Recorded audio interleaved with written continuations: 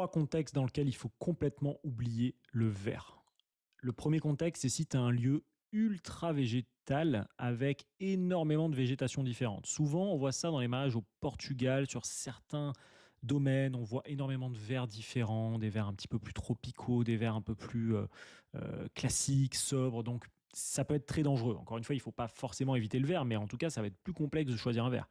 La deuxième option où il faudra plutôt éviter certains verts, c'est si tu as les yeux très bleus. Et là, on parle d'un bleu très soutenu, très profond. Pas forcément clair, mais vraiment un bleu assez vif, intermédiaire. Là-dessus, le choix du vert va être très complexe. Généralement, on va privilégier soit un vert très très clair, un petit peu gris, un sauge gris, soit un vert très sapin, pour éviter d'être sur des verts anglais, des verts trop profonds, qui risquent de clasher avec ta couleur d'yeux. Et puis, le troisième contexte, c'est si tu as un mariage vraiment pied dans l'eau, très estival, Côte d'Azur, très décontracté.